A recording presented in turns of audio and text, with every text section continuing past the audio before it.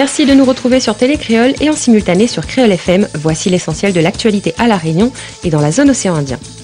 Après que la ministre de la Santé et des Affaires sociales, Marisol Touraine, ait posé la première pierre du pôle sanitaire ouest, les jours de l'hôpital Gabriel Martin sont comptés, et ce, malgré les quelques 10 millions d'euros de travaux d'extension qui ont tout juste aidé le site à attendre le nouveau pôle sanitaire ouest à Cambé. Le transfert du personnel et des patients est prévu pour 2018. La question se pose alors du devenir de la structure et délocaliser l'EHPAD de Saint-Paul serait en effet une des solutions, créant ainsi dans l'enceinte de l'ex-CGHM Gabriel Martin un centre de gériatrie et de gérontologie. En parallèle, notez qu'une revalorisation des sommes versées aux aidants est quant à elle à l'étude au gouvernement pour qui l'attention envers les personnes âgées fait partie des priorités. Éducation. Le 19 février, les parents de la possession devront choisir entre le samedi ou le mercredi sur la question du nouveau calendrier des rythmes scolaires qui débutera dès la rentrée d'août 2014. La réforme votée il y a 6 mois, selon laquelle les journées de classe passeront de 4 jours par semaine à 5 jours par semaine, est appliquée au compte-gouttes sur l'ensemble du territoire. Mais d'ici août, tous devront avoir choisi entre le mercredi ou le samedi pour envoyer nos bambins à l'école. Là où certaines communes sont déjà bien rodées, d'autres s'y préparent et d'autres encore, comme la possession, en sont encore au choix de ce fameux jour. Ainsi, le 19 février, les parents d'élèves de la commune devront se prononcer à la demande de la mairie et mercredi, des urnes seront placées dans toutes les écoles, excepté Mafat, où l'emploi du temps est particulier. Le dépouillement sera effectué immédiatement puis publié à la mairie centrale. Certaines questions seront néanmoins toujours en suspens, comme les activités périscolaires et la sieste des petits de maternelle. Mais au moins, la question du jour sera réglée.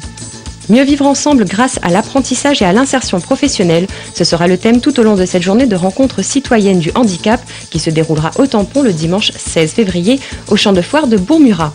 L'objectif visé par la commune du Sud est de permettre les échanges et d'aboutir à des politiques concrètes en matière de handicap au Tampon. Tous les volets posant problème sont en jeu, tant au niveau de l'accessibilité dont la mise aux normes est prévue pour 2015, qu'au niveau de l'accès aux activités touristiques ou sportives pour les porteurs de handicap. Avec cette 8e édition, Olivier Magnan, le responsable du service dédié aux porteurs de handicap du CCAS au Tampon, espère pouvoir toucher l'intérêt de l'ensemble du public réunionnais et pas seulement les personnes handicapées.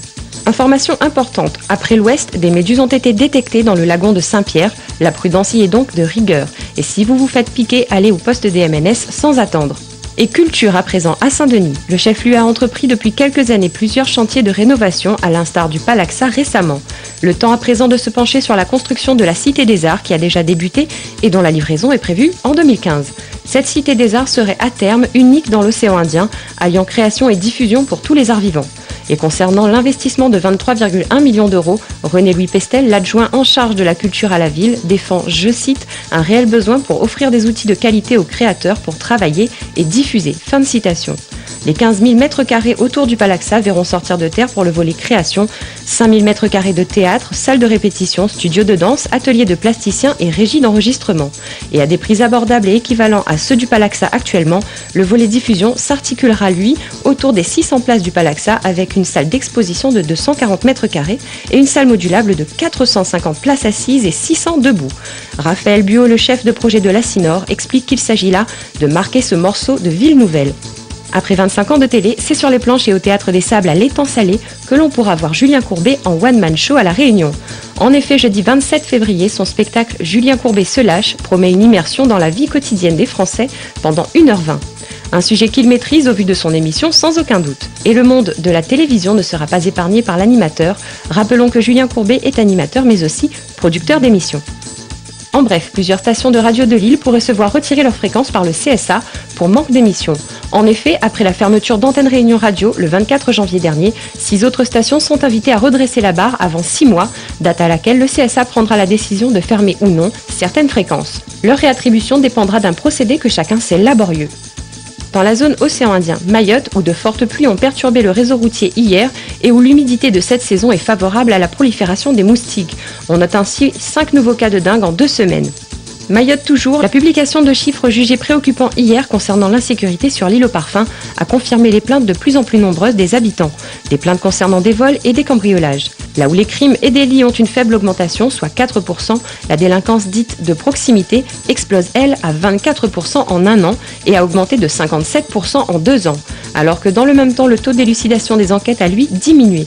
Le procureur général Claude Lapeau précise que 3 cambriolages sur 4 impliquent des mineurs. Il parle d'un niveau d'insécurité alarmant qui commande une mobilisation rapide des moyens d'ampleur et en particulier d'un plan d'action concernant ces milliers d'enfants isolés, privés d'autres perspectives que celle de survivre par la délinquance. Maurice Armand Apavou bloque la vente de ses 4 hôtels sur l'île en Cour suprême. L'homme d'affaires serait en conflit visant le liquidateur judiciaire après le placement en administration judiciaire de ces 4 hôtels dans l'île Sœur.